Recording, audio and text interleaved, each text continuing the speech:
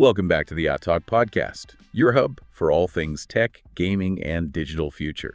Today we're diving into the global launch of a pretty highly anticipated mobile RPG, Persona 5, the Phantom X. So if you're keen to know how these big gaming franchises are making moves in the mobile space, you're definitely in the right place.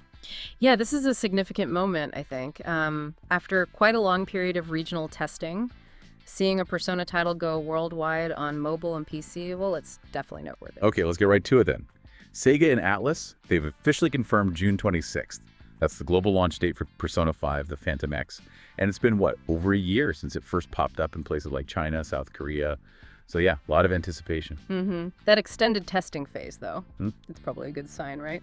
Suggests they've been actively tweaking it based on player feedback over there, trying to get it right for the global launch. Makes sense. And what's interesting is that they seem committed to delivering like a full Persona experience, not just some watered down thing for mobile. Right, absolutely. And for anyone maybe not totally up to speed, Persona 5, the Phantom X is, it's a full spinoff. Set in the Persona 5 universe. Yeah. But built specifically for mobile and PC. Yeah. And crucially, it's going to be free to play. That free-to-play part is key, strategically speaking. Right. Lowers the barrier to entry, massively potentially. Could bring in a whole new audience who might not shell out for a premium mobile game. True. But, it also means its success kind of hinges on the monetization feeling fair. Probably some kind of gacha system, I imagine. Yeah, we'll have to see about that. But it's not just the name carrying it, right? They're promising that core Persona DNA.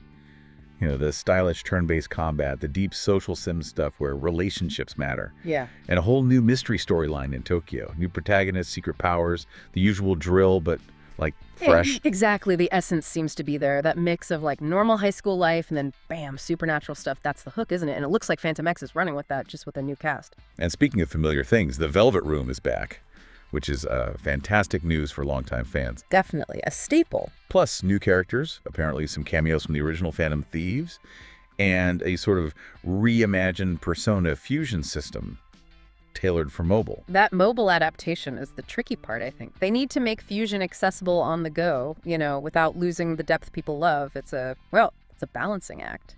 Well, the early buzz from Asia, from the beta tests, seemed really positive. People were praising the look of it, the voice acting, and just how well it kind of captured that Persona atmosphere. Yeah, that positive feedback is encouraging. Suggests the collaboration between Perfect World Games, ATLUS, and Sega managed to nail the feel of it on a different platform. So, okay, the big question then, the one we're all thinking, can Phantom X really, live up to the main games? Can it become a proper hit in the mobile RPG world? We've talked gameplay, story, but that gacha system you mentioned, how you get new personas and characters, that's going to be huge. Absolutely critical. How that's designed will make or break it for a lot of players, I suspect.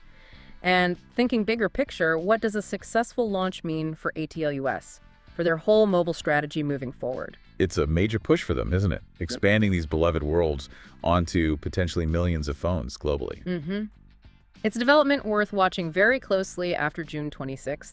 Could be a real signal shift for mobile RPGs. It really could. And it raises a good question, maybe, for you listening. What parts of Persona do you think are absolutely essential for this mobile game to nail if it's going to succeed? Yeah, definitely something to mull over. Thanks for tuning into this episode of Yottalk. If you enjoyed the discussion, make sure to like the video, subscribe to the channel, and turn on the notification bell so you won't miss future episodes.